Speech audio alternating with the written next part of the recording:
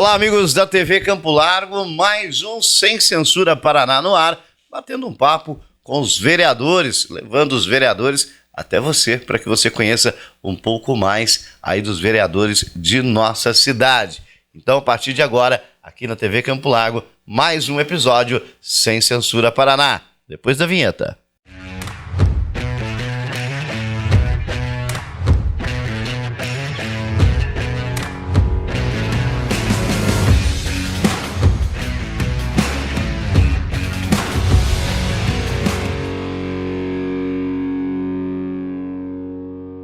É isso aí, gente. Estamos hoje aqui com André Gabardo, né? Vamos bater um papo com ele para saber o que ele está achando desse ano aí como vereador, né? Quais as intenções e quem é André Gabardo. Mas antes de mais nada, quero deixar claro que todos os vereadores foram convidados para participar das entrevistas. Abrimos o espaço a todos os vereadores e só não participaram aqueles que não quiseram participar, que não quiseram nos receber aí nos seus gabinetes. Também, né, deixamos claro que estamos fazendo nos gabinetes aí dos vereadores para deixar um pouco mais próximo o vereador e para que você possa conhecer um pouco mais do habitat natural, não é isso? Olá, André, tudo bem? Seja bem-vindo ao Sem Censura Paraná. Olá, Marco Polo, nossos amigos ouvintes. Gostei do habitat natural, né? Aqui é o nosso local de trabalho, né? O local que nós estamos diariamente. E é um prazer receber você, a tua equipe aqui, para que a gente possa chegar mais perto da população, para que a população possa entender um pouquinho, conhecer melhor os vereadores e também ver quais são as ideias, quais são os projetos de cada um deles. Então, agradeço desejar o espaço. Sempre um prazer bater papo com você. Prazer é nosso, André. Vamos já direto ao ponto. Quem é André Gabardo? Da onde surgiu André Gabardo? Porque, lógico, você teve uma votação muito boa, mas muita gente às vezes não te conhece, né? E é bom levar isso para as pessoas. Eu sou campolarguense de nascimento. Na verdade, nasci em Curitiba. Nasci na maternidade em Curitiba, mas no dia seguinte, ou alguns dias depois, não sei quantos dias minha mãe ficou lá, já estava aqui em Campo Largo, só questão logística. Minha família é natural ali do bairro Itaqui, a família Gabardo, e a família Trevisan, que é a família da mãe, aqui do centro da cidade, né? Então, eu sempre vivi a cidade, empreendi aqui na cidade. Tenho até hoje uma escola de idiomas, onde sou sócio com meu irmão. Mas a base da família, muito também por causa da igreja presbiteriana, que é ali no Itaqui, a nossa família sempre orbitou no bairro, né? Como diz a minha avó, a gente nem fala vai para o centro, vai para Campo Largo quando? Porque o pessoal do Itaqui tem essa mania de falar, não vou para o centro, vou para Campo Largo. Então nasci em 1982, esse ano faço 43 anos, casado com a Raquel, 20 anos de casado hoje, bodas de porcelana, o símbolo da nossa cidade. Uma coisa difícil hoje em dia, né? 20 anos de casado. Tempo. Mais 8 de namoro. Então, comecei cedo. Tenho 2 filhos, o Pedro e o João, um com 15 e outro com 13 anos. E minha formação é na área de Direito, apesar de eu ter atuado por 10 anos como professor e depois mais 10 anos como pastor ali na Igreja Presbiteriana Independente do Itaqui. Até que chegou o momento de servir, de vir para a vida pública. Foi uma mudança de rumo aí na minha vida, mas graças a Deus tenho desempenhado esse trabalho e tenho gostado muito do que eu tenho feito até aqui. Gabardo, você foi pastor, então já estava acostumado a lidar com o povo, né? Mas o que levou você a largar a igreja, né? Porque acaba se abdicando um tanto da igreja e vir para a vida pública, é o seu segundo mandato, né? E virar vereador? Essa é uma ótima pergunta, Marco. Excelente, na verdade. Muitas pessoas falam que não gostam de política, mas as decisões que os políticos tomam influenciam a vida de todas as pessoas. É através da política que a gente pode fazer a maior diferença na vida das pessoas. Então eu já vim atuando, como você disse, como pastor ali por 10 anos, na Igreja Presbiteriana Independente, e eu entendi que era o momento de servir a sociedade de uma maneira diferente. Então eu não fui candidato como pastor, eu me desliguei da função pastoral antes da campanha, por entender que era um momento novo na minha vida, né? Eu nunca concordei em usar o púlpito como palanque. Então eu entendi que se o momento era outro, eu precisava ter uma atitude diferente. Então eu me desliguei da função, não abandonei a igreja, continuo frequentando, então continuo membro, pastor, mas não era mais o pastor André. Era o pastor Exatamente, André, era o cidadão André Gabardo, entendendo que como pastor, eu estava ajudando muitas pessoas desempenhando aquela função, mas que havia algo a mais, que a minha missão, eu estava sendo chamado para uma missão diferente a partir daquele ponto. Até algumas pessoas brincaram, poxa, André, mas se você não for eleito, daí o que você faz? Falei, bom, aí é com Deus, é Ele que está me chamando para esse negócio, Ele que deu um jeito. E graças a Deus, né, obtive êxito ali na primeira eleição, fui eleito com 1.011 votos, e agora nessa última reeleito com 1.007, uma votação bastante similar nas duas campanhas. Mas você não acha que como pastor, na questão de ajudar, não fazia mais a diferença? Porque o pastor, ele pode ser assistencialista, né? Ele pode fazer a parte de assistência social na ajuda às pessoas. Como vereador, não, né? Como vereador, você não pode ser um vereador assistencialista, né? Inclusive é vedado e tem uma série de coisas. Mas como pastor, sim. Você não acha que como pastor ali, talvez a sua ajuda seria mais próxima à população? São duas linhas diferentes de auxílio, né? A função pastoral, ele tem a questão espiritual, a questão social, como você bem falou, nossa igreja faz campanhas, distribui cestas básicas, tudo mais, e eu continuo servindo na igreja dessa maneira, não mais na figura pastoral, mas como um membro daquele corpo, que continua ajudando as pessoas dessa maneira, aconselhando, conversando, orando com elas, mas eu vou insistir nesse ponto. Na vida política, talvez o auxílio não seja dessa maneira direta, como você está falando, assistencialista, mas através de uma decisão, de um projeto de lei, de uma votação que vai influenciar as vidas das pessoas, de você economizar um recurso público para que aquelas pessoas sejam melhor atendidas em outra área, né? Através de uma boa gestão, você vai atingir o macro e não mais o micro. Você não atende mais diretamente aquela pessoa, aquela família, mas cada decisão tomada aqui, e por isso eu tenho muita responsabilidade com as minhas votações, com as minhas decisões, porque eu sei que isso está influenciando a vida, se nós não falarmos apenas dos campolaguenses, mas de pessoas que passam pela nossa cidade também. Então são maneiras diferentes de você se importar com as pessoas. André, seu segundo mandato. O primeiro mandato lá no começo foi muito diferente do que está sendo agora. Então eu acho que a pergunta, ela vale para você por agora, porque quando você assumiu lá atrás foi uma pandemia, né? Eram sessões online, a própria posse foi diferente, não teve o gostinho de estar ali, né? Foi uma coisa mais fria, mais gelada, e essa não, essa foi uma coisa mais humanizada, mais direta. E esses meses, né, que nós já estamos aí há 3 meses, esses 3 primeiros meses também foram diferentes lá atrás, né, do que está sendo agora. Como é que você vê hoje, né, a sua vereança fora pandemia, né? E dentro desses 3 meses, é o que você estava esperando? Está diferente do que você estava esperando? Como é que você tem sentido isso? É diferente, é bastante diferente, porque os vereadores que foram eleitos na gestão passada, nós assumimos o cargo com a cabeça na pandemia. Então, esse início de mandato, você não conseguia pensar em um planejamento, em projetos, em como seria esse trabalho pela frente, porque o foco era imediato, né? Era aquela pressão, abre comércio, não abre comércio, vai ter aula, não vai ter aula. Os diálogos com o executivo, eles giravam muito em torno disso. O diálogo entre os colegas era muito mais focado nisso. E como você falou, tudo online, tudo à distância, né? A gente vivendo um momento que ninguém estava preparado para viver, na verdade. Agora, nesse segundo mandato, não. De fato, você já assumiu presencialmente, a gente já está aqui no dia a dia, a gente já tem diálogo, já tem planejamento, então a gente conseguiu já fazer um planejamento do mandato a curto, médio e longo prazo, o que a gente tem de objetivos para o primeiro ano, para metade do mandato, para o final do mandato. Então, você consegue ter um foco maior no macro e não ficar pensando apenas em um ponto, que no primeiro foi a pandemia. Então, está diferente, o relacionamento aqui dentro da Câmara é diferente, a conversa com o Executivo, tudo um mandato é bem diferente do outro. E além disso, o que a gente tem, talvez seja a maior diferença agora, é a renovação que a gente teve aqui na Câmara, né?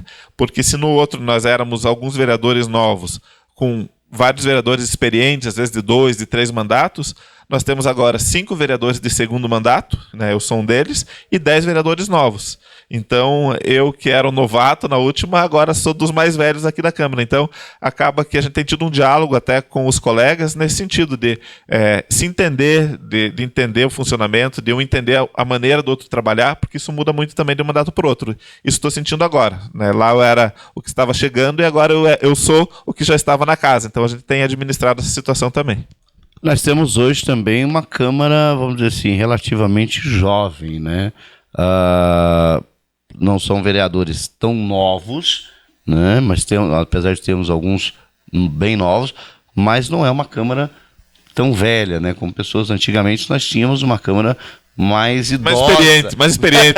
Mais experiente, mais idosa. Hoje não, hoje são pensamentos mais jovens, são pensamentos mais modernos, né? E nós temos visto a modernidade, inclusive, dentro da Câmara, né? Tanto na votação quanto nas coisas que vem acontecer. Como é que você vê isso hoje dentro do legislativo, essa modernidade? Eu diria, nem tanto pela questão da idade, como você bem falou, mas pela questão da maneira que cada um traz o pensamento, as ideias que cada um traz, né? Hoje nós temos muitos vereadores que são empreendedores, pessoas que têm essa visão de futuro, que pensam para frente. Então isso tem mudado bastante, tem sido uma maneira de trabalhar muito boa. Se você, ontem até foi comentado isso na sessão, acho que hoje todos os vereadores têm redes sociais, todos os vereadores eles vão em direção à população, e isso é excelente, porque a transparência é um dos pilares da democracia, é um dos pilares do nosso trabalho, do serviço público, né? E essa transparência me alegra muito de ver que todos os vereadores têm trabalhado dessa maneira. Você é um dos vereadores ativos ali na rede social, inclusive levando as ideias, né, os pensamentos do seu lado político, né? Como você disse, ontem foi falar algumas coisas na Câmara e principalmente uma coisa que marcou que foi falado ali, a questão de ter um lado, né? Que cada vereador tem um lado. Você tem o seu lado próprio político hoje, né? Como é que você se auto-intitula ou se denomina dentro desses lados políticos? Se nós falarmos a nível de ideologia, hoje eu me considero, não, eu sou um vereador de direita, né, liberal, tanto é que eu estou em um partido que hoje é o partido mais de direita do Brasil, que é o Partido Novo. Se você fizer uma análise, esses levantamentos já foram feitos das votações dos deputados do Novo a nível de Brasília, hoje ele é o partido mais de direita, né, liberal na economia, e nos costumes ele é mais tradicional. Então é um partido que tem tido esse posicionamento e eu me identifico muito com isso. Sem criticar os outros partidos, mas às vezes a gente vê, e você é um cara que acompanha muito a política, que para alguns políticos o partido são só algumas letrinhas debaixo das quais ele tem que estar para se eleger. Né? Isso, inclusive, a gente já ouviu o vereador falando, não, para mim o que importa é um partido que me desse legenda, não importa a ideologia. Né? Eu já não, eu tenho uma ideologia, eu estou no Partido Novo porque me identifico com ele, né? Então eu tenho um lado, eu sou um vereador de direita, um vereador que acredita na família, que acredita nos princípios cristãos, até pela minha história, né, pelo meu background, isso acaba sendo muito natural para mim, não é uma coisa forçada. Né? Então, a nível federal ideológico, eu sou um vereador de direita. Né? Até esses dias vi alguma postagem na internet colocando o Novo como um partido de centro. Falei, puxa, a pessoa que escreveu isso... né, não entende muito de política. A gente conversava aqui nos bastidores, né, de páginas que se propõem a discutir política, e daí coloca o Partido Novo no centrão. Falei, poxa, aí a credibilidade já acabou por ali. Né? Então, para mim, isso é muito, muito normal, muito natural. Agora, se nós trouxermos essa conversa para nível de cidade, e talvez seja essa a tua pergunta, porque hoje a gente tem a questão de situação e oposição também, né? Eu sempre falei... Não, era nacional, mas essa é boa também. Já emendamos. Já emenda nela, né? Qual que é o seu posicionamento? Porque você, no primeiro mandato, não teve um posicionamento totalmente definido, e nós vimos isso em várias votações ali, inclusive que você foi contra a própria compra dos carros lá, né, que era hoje depois na questão do salário do prefeito, o seu posicionamento foi outro. Então, assim, com relação aos gastos, você tinha um posicionamento bem eclético. E hoje, como é que você se define, então, dentro do município? Então, eu vou repetir algo que eu falei muitas vezes no primeiro mandato, que essa visão muito fechada de situação e oposição é uma mazela, algo muito negativo no município, no sentido de, se eu sou oposição, eu tenho que ser contra tudo, e se eu sou situação, eu tenho que ser a favor de tudo. Eu acho que isso não nos leva a lugar nenhum. Dá para seguir uma linha que o Alexandre Guimarães seguia o ano passado, quando era oposição, e é oposição de ideias, né? Não é que você é contra. Exato. Eu sou inimigo mortal do prefeito porque eu sou oposição a ele. Não, isso daí para a cidade é ruim. Sim. Né? Então, durante o meu primeiro mandato, eu não fui um dos vereadores da base do prefeito, não tínhamos essa construção, né? E nessa última corrida eleitoral também não corri nenhum partido que estava na base do prefeito. Mas tive sim um diálogo muito bom com o Maurício, logo no início do mandato, né, onde ele deixou claro: André, essa gestão é a gestão Maurício Rivabem. A gestão anterior, eu era o vice, eu assumi logo no início e honrei todos os compromissos do prefeito anterior. E usando as palavras que a gente trocou naquele dia, ele falou: gostaria de um voto de confiança teu nesse primeiro momento para a gente caminhar junto. E tenho caminhado junto com o prefeito hoje, né, no sentido de bons projetos, no sentido de diálogo muito aberto, de muita conversa. Então, se a gente precisasse se identificar como base ou oposição, eu sou base, né? Mas não também, da mesma maneira que eu não fui uma oposição cega, não sou uma base cega de dizer sim para tudo. Sempre buscando um diálogo, buscando o entendimento do que é melhor para a cidade, e tenho sido muito ouvido, né? Eu gosto muito de trabalhar nos bastidores, de antecipar. Às vezes alguns projetos que são protocolados, antes de baixar para as comissões, a gente faz uma correria, conversa com outros vereadores, conversa com o prefeito, corrige o que precisa ser corrigido, para que quando isso chegue lá na hora de ser votado, a coisa já esteja alinhada. Então, hoje sou um vereador da base do prefeito, no sentido de uma construção de uma cidade. Mas, se em algum ponto nós discordarmos, tem essa liberdade também. Tá, vamos dar uma passadinha por algumas áreas da cidade, para que você possa mostrar para a população o seu entendimento em questão a elas. Vamos começar pela, talvez a mais falada, a mais discutida na cidade, que é a saúde. Como é que você vê hoje a atuação do vereador para a saúde, para que a saúde possa melhorar? Nós tivemos, o ano passado, chegamos a uma fila de 9 horas, por exemplo, na UPA 24 horas. Muitas reclamações de filas, principalmente de manhã, na UBS, né, nas UBS da cidade. Como é que você vê isso e o que você acha que o vereador pode fazer realmente, de concreto, para mudar essa realidade de Campo Largo?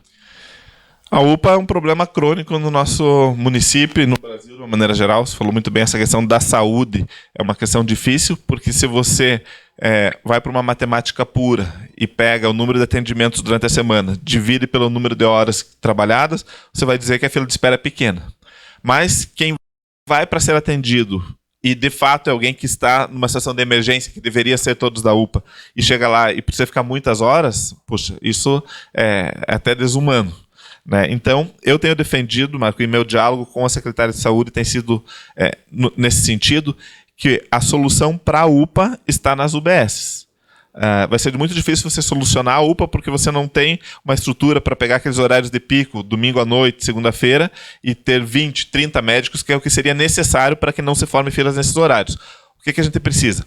Aumentar o horário das UBSs, o que já vem acontecendo, mas a gente precisa de celeridade nesse processo, e aumentar o número de consultas nas UBSs. Porque por mais que a gente esclareça, que a gente fale para a população que a UPA é a unidade de pronto atendimento para urgência e emergência, aquele cidadão que não consegue ser atendido na UBS, naturalmente ele vai vir até a UPA. Então, a solução para a UPA não está na UPA, está no fortalecimento das UBSs, com mais médicos, mais horário de atendimentos e mais consultas. Para que a população, o munícipe, não saia sem atendimento da Perfeito, UBS já resolve lá o problema dela. Até porque a UPA ela é um tratamento imediato. Se você está com uma dor no ombro e você vai na UPA, ele vai te dar um remédio para sanar pontual a dor no ombro naquele momento. Tanto é que muita gente às vezes acha ruim do chamado de pirona, né? Eu vou na UPA, só me dão de pirona. Mas é um tratamento eficaz de para aquele momento. Né? Que vai aí um tratamento prolongado é via UBS. Sim, aí o tratamento. E outra, você ir hoje, até eu tenho discutido muito isso, você hoje ficar uma semana, por exemplo, com uma dor no braço, e agora hoje ele está doendo um pouco mais, e aí eu vou para a UPA, você vai mascarar talvez um problema crônico que você tem, que vai trazer um problema mais sério depois, né? Porque a UPA não vai te fazer um tratamento. Até é importante, Marco, a gente usar esse espaço. Eu sei que você já tem falado isso, mas para divulgar isso, que às vezes a população não entende. Sim. Né? A UPA é emergência. Você está trabalhando, caiu, quebrou a perna, UPA. Você está com uma dor faz 2 meses no dedão do pé, é via UBS. Daí a gente vai entrar nessa questão que nós estávamos falando anteriormente. Precisamos mais médicos, precisamos de mais consultas. Um projeto que quem puxou foi o vereador Dr. João Freitas, na última do teleatendimento. Acho que hoje, no tempo que nós vivemos, é uma tendência. Precisamos fortalecer isso e facilitar isso para a população também. marcamento de consulta. Precisamos modernizar, né? Isso também tem sido pauta do meu mandato, esse diálogo no sentido de, puxa, a gente usa aplicativo para tudo, a gente usa celular para tudo, né? Então, tem que ir para a fila para pegar senha, algo que não faz mais sentido nos dias de hoje. O grande problema do aplicativo com Campo Largo é que nós temos uma cidade idosa, né? E muito interiorana. Né? O pessoal acha ruim de falar que Campo Largo é uma cidade do interior, mas nós somos uma cidade interiorana. E que bom que somos, eu gosto. E de extensão territorial muito grande. Né? Então o que acontece? Nós temos hoje muitos colonos, muitas pessoas que vivem aos arredores, vamos dizer assim, de Campo Largo, né? Que não têm a instrução devida, às vezes, para um aplicativo. Isso, mas aí que vai entrar. Não só o aplicativo, mas também o aplicativo. Um complemento, né? Pode ser via telefone, pode ser presencialmente e pode estar também no aplicativo, porque por mais que nós tenhamos idosos, pessoas que não têm essa facilidade, né? Alguns têm. E se alguns não forem para a fila já diminui. Né? Então, mas tudo isso a gente entende que é processo, não é de um dia para o outro que isso vai acontecer. Eu tinha uma mentalidade, até um tempo atrás, de que se o vereador fosse na UPA 24 horas, né, ali, chegasse lá, metendo o pé na porta e entrasse, queria resolver o problema. Me convenceram e me mostraram na própria UPA que não. A ida de um vereador hoje na UPA 24 horas pode atrapalhar o processo. Por quê? É o médico que vai parar, às vezes, para dar uma palavra, e o tempo que ele vai conversar ali, que seja 10 minutos que ele pare para conversar com o vereador, é um paciente a menos que ele atendeu. A própria diretora, né, o próprio funcionalismo ali pode ser atrapalhado. Como que você vê hoje essa questão e no que o vereador pode efetivamente ajudar nessa questão da saúde? Marco, eu vou falar a maneira que eu gosto de trabalhar. Né? Como a gente falou antes, eu tenho divulgado, as minhas redes sociais são amplamente divulgadas, até gostaria que fosse mais, porque muita gente lembra da política de 4 em 4 anos e não acompanha o vereador nem que ela votou, então tem feito esse trabalho de ir na direção, divulgo o WhatsApp, que eu utilizo também, né? E nessa questão pontual da saúde, como que eu trabalho? Veio uma demanda para mim da UPA, André, eu estou aqui na UPA e a fila está grande. Imediatamente eu entro em contato com a secretária ou com a diretora da UPA para perguntar o que está acontecendo. Tem médico faltando? Está tudo ok? O que está acontecendo? Por que essa fila está acontecendo? Para que a partir daí a gente possa propor soluções. Porque não adianta você fazer um sensacionalismo, como você bem falou, de populismo, no sentido de falar, eu sou vereador bonzão, que eu lá na UPA, eu vou poder atender alguém? Não, eu não sou médico. Né?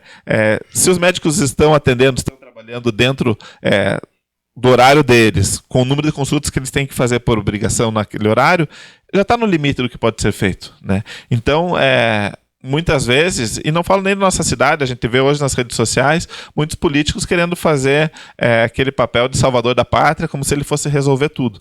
E eu entendo que o nosso papel está muito mais num trabalho a médio prazo, propondo ideias, construindo pontes, e sim, quando vem a demanda, entender por que aquela demanda está acontecendo, para que isso possa ser à frente discutido, do que simplesmente falar, não, deixa comigo, vou dar uma carteirada e vou resolver isso daqui. Isso daí é até ilegal.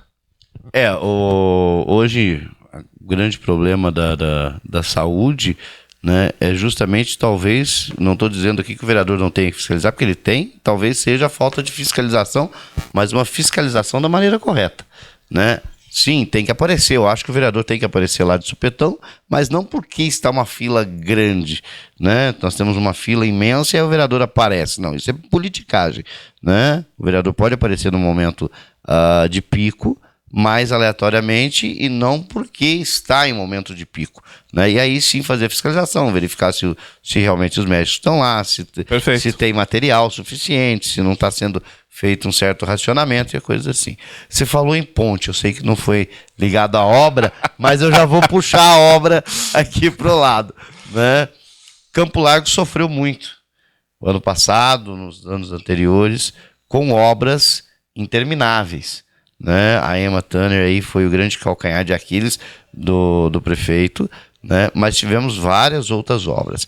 E vimos que isso não foi culpa, entre aspas, da prefeitura. Por quê? Porque não era a equipe de obras da prefeitura que estava fazendo aquela obra, e sim uma terceirizada, né? E isso também é um problema a nível nacional, né? Terceirizadas que entram, ganham licitações, pegam o trabalho, começam, no meio do caminho resolve, foi o que aconteceu aqui na Emater, vou pedir um aditivo porque eu acho que eu cobrei pouco, né? E aí vou mudar a questão de solo, vou mudar alguma outra questão, e isso estende o andamento, porque a prefeitura muitas das vezes não tem o recurso e não tem como dar o aditivo, trava a obra. Pelo menos foi o que parte do que aconteceu na Emater aqui em Campo Largo.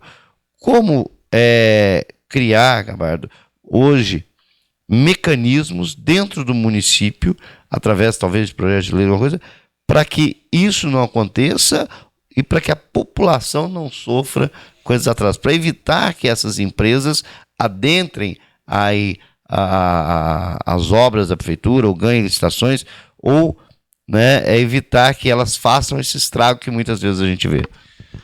Contratos bem feitos, e a prefeitura precisa acionar juridicamente e cobrar os danos dessas empresas terceirizadas que não realizam um trabalho bem feito.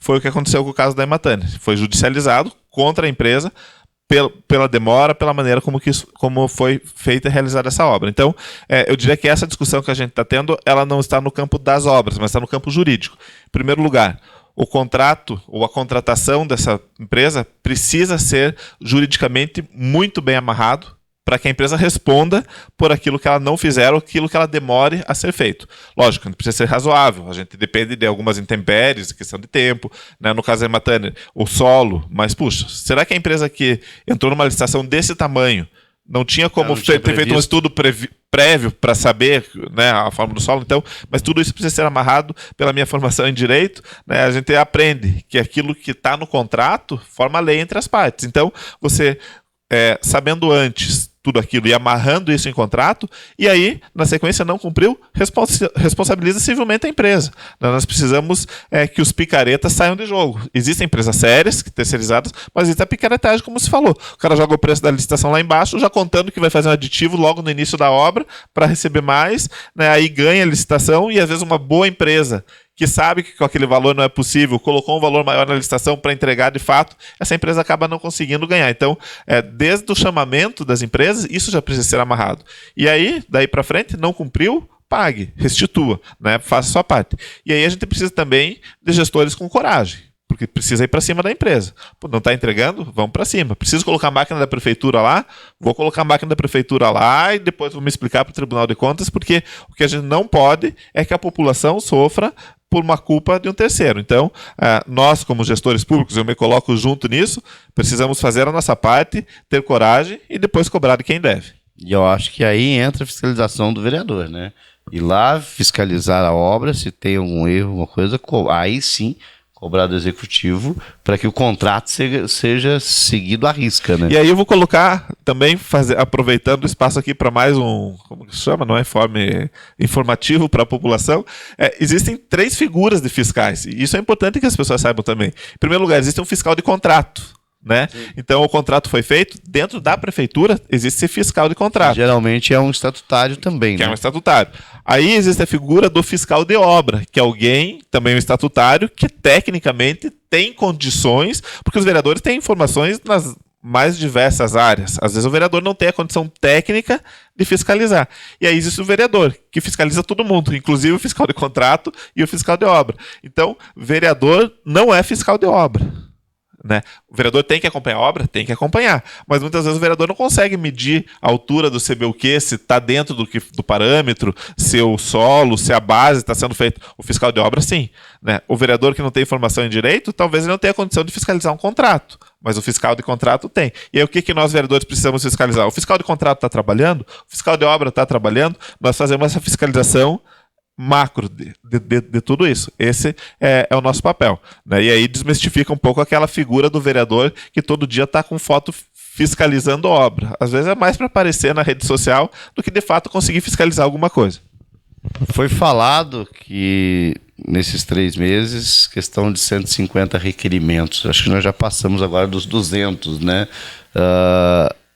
Como é que você vê esses requerimentos? Uma das questões que a população vem abordando muito nos grupos é justamente essa função do vereador em fazer um requerimento, principalmente dentro da Secretaria de Obras. Por quê? A Secretaria de Obras hoje ela tem um cronograma. Você não acha que quando é feito um requerimento, por exemplo, o vereador chega lá e fala, olha, eu quero que vocês arrumem lá a rua do Pedrinho, que está cheio de buraco, né? Será que ao atender ali esse requerimento não acaba passando por cima talvez da rua do Joãozinho, que não tem asfalto e ia ser feito um asfalto, mas o cronograma acaba sendo dado? Eu acho que essa quantidade, essa enxurrada de requerimentos pode vir atrapalhar o andamento da Secretaria de Obras? Eu acho que 150 está bem desatualizado, porque veja, cada vereador tem direito a fazer 5 requerimentos por semana. Vamos imaginar que eles não façam 5, que façam 3 vereadores por semana o requerimento. Vai dar aí 45 requerimentos, 50 por semana, por sessão, né? Quanta sessão nós já tivemos? Esse número já... O último número foi falado na sessão de ontem, inclusive, mas com certeza mas já passou dos 200. muito superior a isso daí.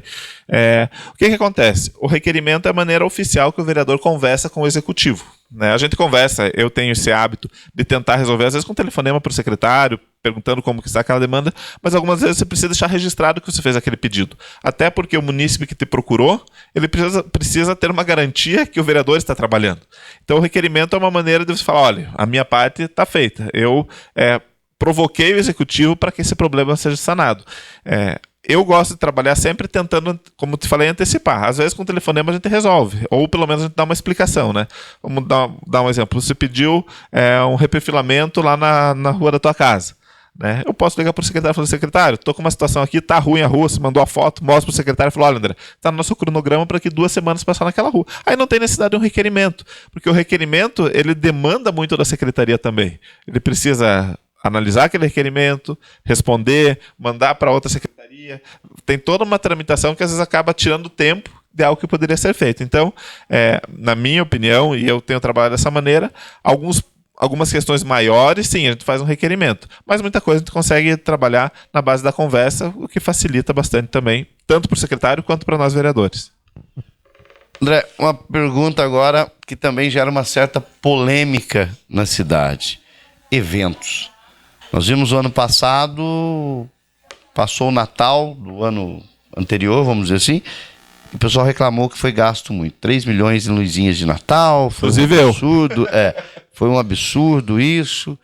E aí veio o ano passado, o gasto foi menos, 1 milhão, a média de 1,5 milhão de reais, né, de gastos, porém, com um grande show. Que aí gerou a polêmica. Para que pagar? Outros, nossa, que maravilha, né? Na sequência, aniversário da cidade, eu sempre ouvi reclamarem, Balsa Nova tem a festa do milho, nós não temos nada, né? E se faz um grande show aí nacional, em Campo Largo, né? Ali no parque, e vê-se novamente a população dividida, né? Igual a gente ainda escuta até hoje, né? Quando reclamam, tem 4 horas de espera na UPA, chama o Fernando Sorocaba lá para poder diminuir a fila, né? Então, como que você vê essa questão dos eventos dentro de Campo Largo? Você vê a real necessidade desses eventos? Você acha que isso não tem uma real necessidade? E, principalmente, o gasto público com esses eventos. Você deu um exemplo aqui que falou que você foi convencido de que o vereador que vai na UPA e mete o pé na porta não funciona. E eu vou usar as tuas palavras para dizer que eu tenho mudado o meu pensamento sobre isso, Marcos. Você é um cara que acompanha aqui, muitos que estão assistindo acompanham também. Eu sempre fui um crítico muito grande desses gastos com eventos, com shows, e você exemplificou muito bem. Esse último Natal, que foi um período mais curto de tempo e foi gasto menos, eu vi muita gente reclamando, poxa, por que o Natal não está bonito igual ao ano passado, os outros anos estavam mais bonitos, nossa cidade precisa, o momento que a gente tem. Né? Os 2 shows que nós tivemos no parque, no primeiro não estava, estive no segundo, do Fernando Sorocaba, também senti assim, pelo menos do que chegou até mim, muitas pessoas falam, puxa, é um show que se fosse em Curitiba, para ir 5 pessoas da minha família, ia custar 150, 200 reais para cada um, quase R$1.000, e daí aqui a gente está tendo de graça. Essa comparação com a festa do milho é tradicional também, porque lá tinha e aqui não tem. Eu acho que a gente precisa de um equilíbrio. A gente não pode começar a gastar dinheiro público a rodo em eventos. Eu continuo defendendo que o foco nosso como gestores tem que ser saúde, educação e segurança. Esse é o pilar e esse é o principal trabalho nosso. Mas agora, se tem condições, a gente pode oportunizar para a população também, talvez para uma família que em outro momento ou que em outra situação nunca poderia participar de um show desse, por que não oportunizar isso também? Né? Tanto é que o número de pessoas ali no parque, segundo os números que a gente tem, passou de 20, 25 mil pessoas. Então, a população respondeu, e a gente precisa estar atento à população também, e até olhando os comentários nas suas próprias redes, a gente vê que muitas pessoas gostaram. Todas? Não. Todas não vão gostar. Não dá pra agradar todo mundo. Não vai agradar. Agora, nós precisamos continuar atentos. Nós não podemos fazer a política do pão e circo, como se falou, a fila está grande na UPA, traz um show para o povo falar de outra coisa. Não, isso não. Precisamos continuar focados, mas eu penso que os eventos demonstraram que a população também quer isso, né? Como você disse, o cobertor às vezes é curto, tem que puxar daqui para cobrir o pescoço e descobre o pé. Né? Essa é o grande desafio do gestor público. Então, é algo que eu tinha um pensamento muito radical e hoje eu já começo a ver com os outros olhos devido à resposta da população. Outra coisa, André, Campo Largo em território é muito grande, né? Uma extensão muito grande da cidade de Campo Largo. Nós temos visto muitos avanços dentro da nossa segurança pública. O CIOSP está aí para provar isso, né? Apesar de eu achar que ainda está um pouco defasado e precisava de um pouco mais de tecnologia ali dentro, né? Mas a segurança pública no nosso município, relativamente à região metropolitana, é boa, né? Porém, a gente tem visto aí o aumento de uma certa criminalidade, né, que são homicídios principalmente, né, e hoje temos poucos guardas municipais, né, eu acho que uma das cidades tenha mais a defasagem de guardas municipais seja Campo Largo, porém que fazem um trabalho brilhante. Como é que você vê a segurança pública no nosso município e como você vê o vereador podendo atuar? Eu sei que nós temos hoje um vereador que é guarda municipal, mas você, como vereador, pode vir a atuar para melhorar essa questão da segurança pública na cidade. Em primeiro lugar, temos que falar que a Guarda Municipal de Campo Largo ela é fantástica, né? É um exemplo que a gente leva para o estado todo. O próprio CIOSP é um órgão que funcionou. Existem projetos que não funcionam, mas esse é um que funcionou, já tem sido referência também, né? Mas, como na saúde, a gente precisa sempre estar avançando e buscando melhorar. Tivemos pelo menos 2 casos de pessoas conhecidas, minhas e tuas, que é do Eliezer e do Brás, 2 assassinatos aí violentíssimos que aconteceram aqui, que chocaram a cidade. A gente não pode pôr isso na conta da falta de guarda, na conta do CIOS, porque o problema é bandido, né? Bandido tem em todo lugar. Então, por mais que se a nossa guarda hoje faz um excelente trabalho, se nós conseguirmos mais guardas, esse trabalho vai multiplicar. Então, há esse movimento, né? Existe um concurso em aberto ainda, então há um movimento de um chamamento. Concurso que, inclusive, está para vencer, né? Dá para vencer, mas pelas conversas que eu tenho tido, pelo menos mais 20 devem ser chamados nesse sentido, né? A vinda ou a eleição do Rafael, que era um representante da Guarda, tendo ele como vereador, essa área de segurança nos ajuda muito, porque, assim, às vezes a gente tem boas ideias, mas conversando com o vereador que é da área também, isso facilita, né? Ele tem apresentado projetos muito interessantes nesse sentido também. Então a gente precisa avançar, mas a gente precisa também reconhecer aquilo que tem funcionado no município. Né? A gente tem aqui no Brasil, né, isso é uma questão cultural, na área de educação, só fazendo um paralelo aqui. No Japão, por exemplo, se uma criança é boa em matemática, os pais pegam e incentivam aquela criança, ele vai fazer curso extra, ele vai se especializar em matemática, porque se ele era bom, ele vai ficar excelente. Aqui no Brasil, se teu filho ele é bom em matemática, mas ele não é tão bom em língua portuguesa, a gente tem a tendência de falar, não, vamos ajudar ele com a língua portuguesa, e daí aquilo que ele poderia ser excelente, ele acaba ficando mediano em tudo. Então vamos pegar esse exemplo que se deu e trazendo uma aplicação para isso. Se nós temos a nossa segurança caminhando bem, nós precisamos fortalecer ainda mais, para que ela fique excelente, sem esquecer das outras áreas que precisam de melhorias também. Então, aquilo que tem funcionado, nós precisamos avançar ainda mais, né? Seja a contratação de mais guardas, seja com o CIOSP podendo atuar de uma maneira mais plena. Hoje a gente está muito focado na muralha virtual, mas a gente precisa trazer isso para o miolo da cidade, a gente precisa desse monitoramento cada vez mais forte. É algo que não é simples, reconhecimento facial, né? Eu acho que a gente tem perdido muito em questão do reconhecimento facial, que, por exemplo, São José dos Pinhais já tem, Curitiba também já possui, e isso acaba inibindo, né? Porque o que acontece? Quando essa região metropolitana passa a utilizar o reconhecimento facial, a tendência é que os marginais ali migrem para onde não tem, para continuarem escondidos. E isso traz a violência com eles, né? Então, talvez o empenho de mais tecnologia, né? Sim, com certeza. Eu vou confessar para você que essa área do reconhecimento de câmeras, tudo não é uma área da minha expertise, mas se isso for possível, com certeza é um avanço que a gente pode buscar aqui para a cidade. Você falou em matemática, português, né? Vamos puxar um pouquinho da educação. Campo Largo tem um secretário de educação no estado, que é o Rony Miranda, né? É o secretário do estado, porém campolarguense, né? Daqui da nossa cidade. Nós temos hoje no estado do Paraná um índice de DEB muito bom também para a cidade. Mas tivemos vários problemas, né? Quem não lembra da questão do transporte escolar, né?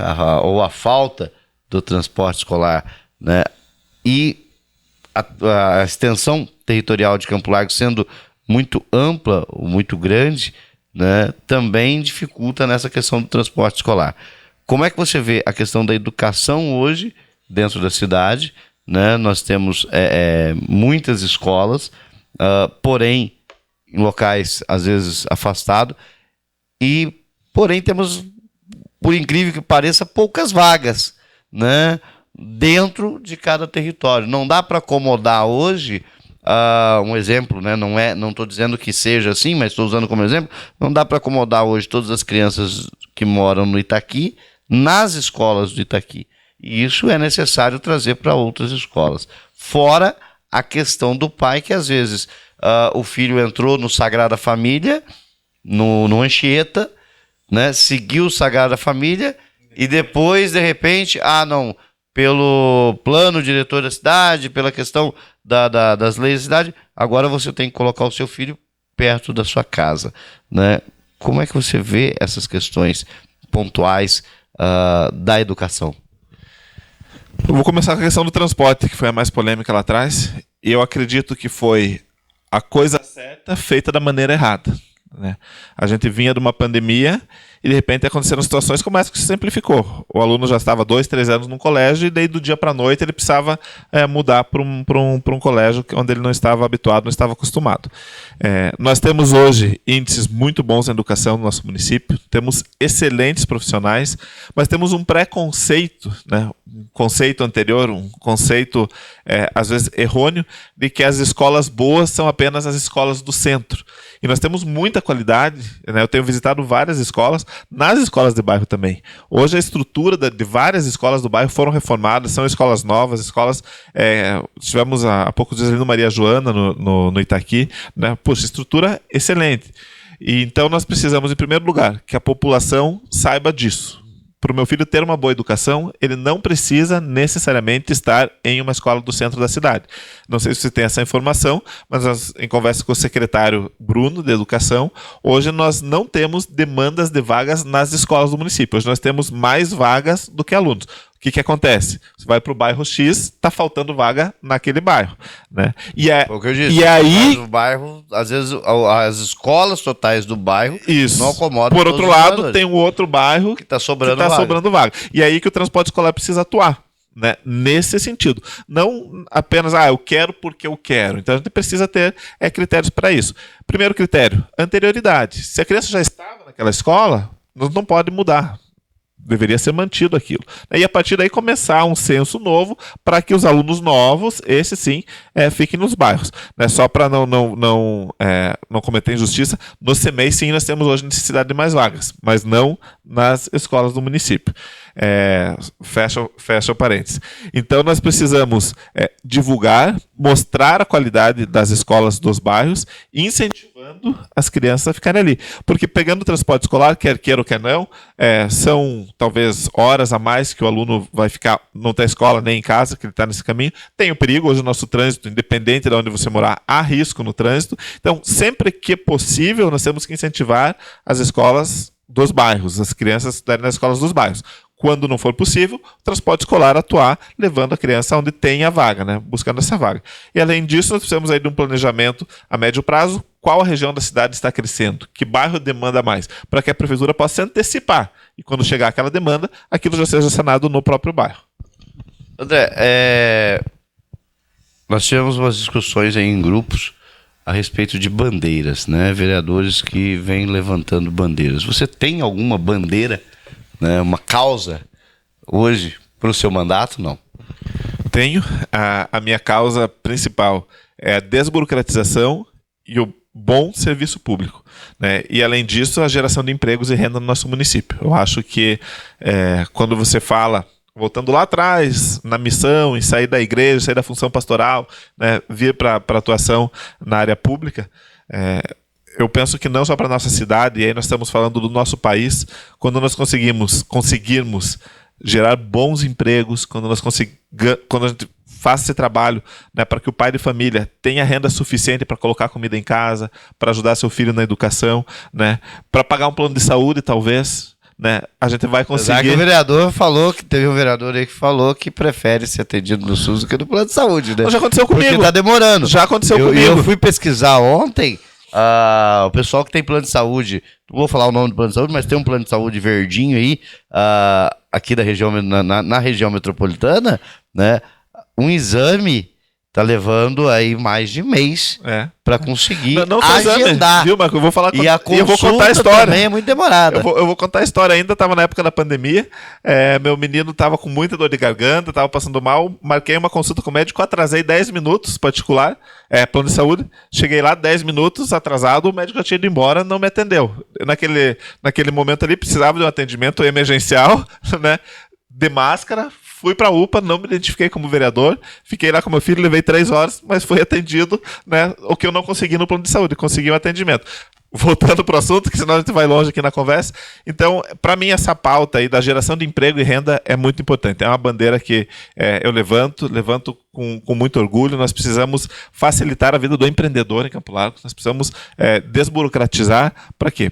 Para que a população seja atendida, né? Com a geração de emprego, pessoas vão conseguir ter uma renda melhor, vão conseguir trabalhar melhor, dar segurança para sua família, né? Isso desincha o serviço público, né? Sou muito favorável também a privatizações. Eu acho que, de uma maneira geral, o particular ele presta o serviço melhor do que o público, né? O grande exemplo disso é a telefonia. Quando a telefonia estava na mão do Estado, nós precisávamos de consórcio para obter um telefone. A partir do momento que a gente abriu esse mercado para concorrência, hoje de casa, né? facilita a vida para todo mundo. Então, são pautas mais a nível nacional. Quando a gente está falando de privatização, a gente não está falando tanto de município, né? Mas é nessa linha que eu trabalho, as minhas bandeiras são nessa linha.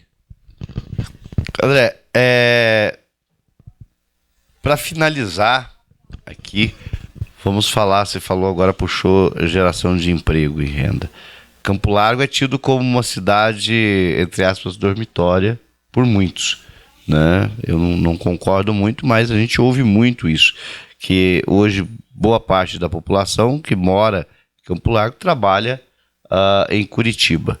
Mas temos um potencial muito grande, não só de uma área industrial, como até de parque tecnológico, como foi levantado esse assunto agora com a vinda da carreta da inovação. Como é que você vê a área industrial hoje de Campo Largo e o que você acha que pode ser feito para a cidade para que tire esse título, né, aí de cidade dormitória? Em primeiro lugar, eu discordo completamente, assim como você, dessa visão de cidade dormitória. Existe sim cidades dormitórios, mas hoje, assim, a gente não tem números para falar, mas eu arrisco a dizer que a mesma proporção de pessoas que saem de Campo Largo para trabalhar em outras cidades são de pessoas de outras cidades que vêm trabalhar em Campo Largo. Hoje a gente tem esse movimento também, seja Caterpillar, SIG, empresas grandes que também atraem essas pessoas para cá, né? Isso dito e gravado e registrado que eu não concordo com essa visão. A última pesquisa feita pela Comec, né, que é a de Curitiba ali, que controla as integrações, 18% da população de Campo Largo vai trabalhar em Curitiba. Mas, por outro lado, pessoas de outras cidades vêm trabalhar aqui, cá, né? Então, isso dito, não cabe, para mim não cabe esse título de cidade dormitório, porém, eu acho que nós estamos muito atrasados na questão de atração de empresas para a nossa cidade. Nós temos uma área industrial que vem lá da desafetação do Itaqui, né? O vereador Alexandre gosta muito de falar isso, até eu brinco com ele, que todo discurso ele fala isso, mas e de fato foi algo que ele, enquanto deputado, conseguiu, né, correr atrás disso, mas hoje nós temos uma área preparada, né, ou desafetada para receber empregos. Nós precisamos preparar essa área. Precisamos de infraestrutura, precisamos levar o trifásico, levar asfalto, e aí precisamos de muita articulação política.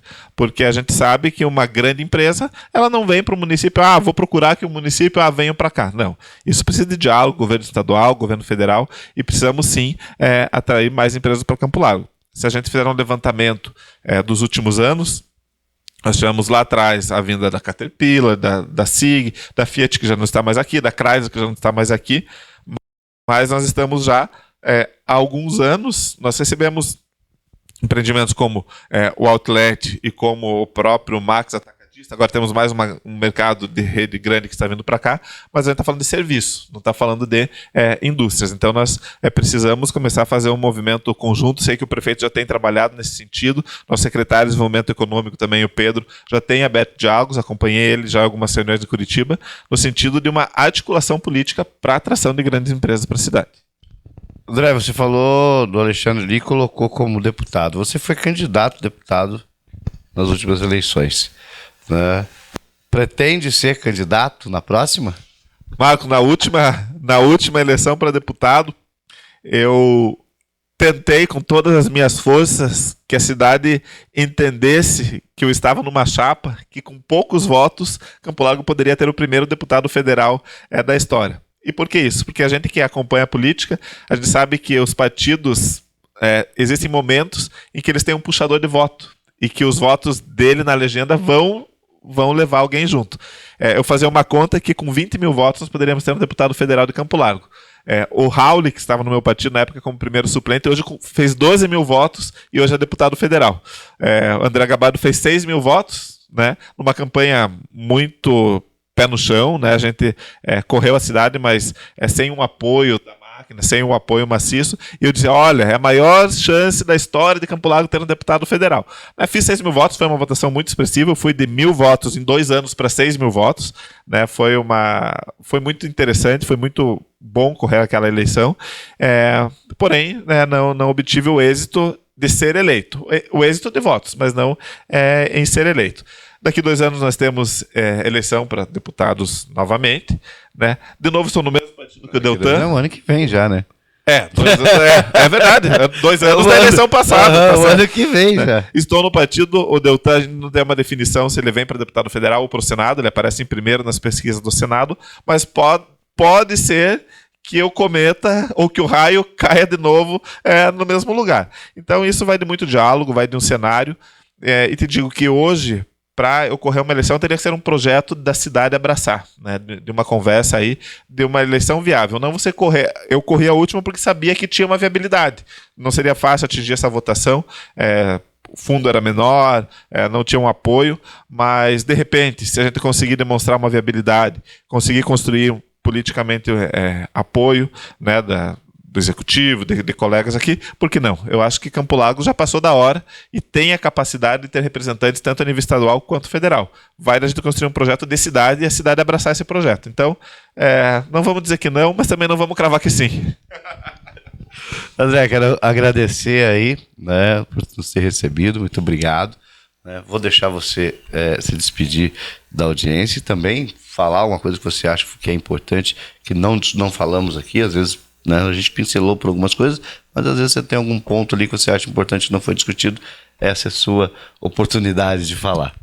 Eu agradeço o espaço da TV Campo Largo por poder conversar, dialogar, estar mais perto, entrar na casa, conversar com vocês através do celular, você que está acompanhando aí. Não sei quantos acompanharam desde o início, pegaram só do meio para o final, mas se você não viu desde o início, veja lá, tem muita coisa boa nessa conversa.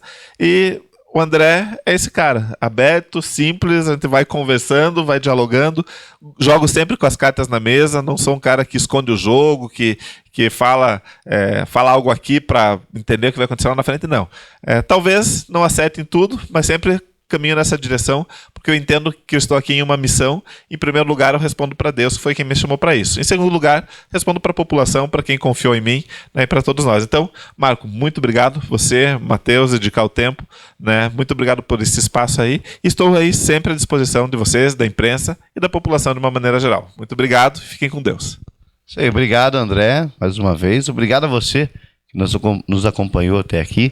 Novamente afirmando, o convite foi estendido a todos os vereadores, só não participam aqueles que não queiram, e mesmo depois do final de todas as gravações, caso algum vereador, né, que não tenha participado queira participar, é só entrar em contato conosco, vamos até o gabinete, vamos fazer a mesma entrevista e deixar bem claro também para os nossos espectadores que isso aqui é um bate-papo para que você conheça o vereador e saiba as ideias que esses vereadores têm em sua individualidade. Não é uma santa inquisição e nenhuma entrevista dessa série de entrevistas você vai ver nós fazer perguntas indelicadas ou perguntas aí que deixe o vereador em saia justa. Não, a intenção aqui é para que você conheça o vereador e não fazer uma santa inquisição dele. Mais uma vez, meu muito obrigado. Não esqueça de curtir,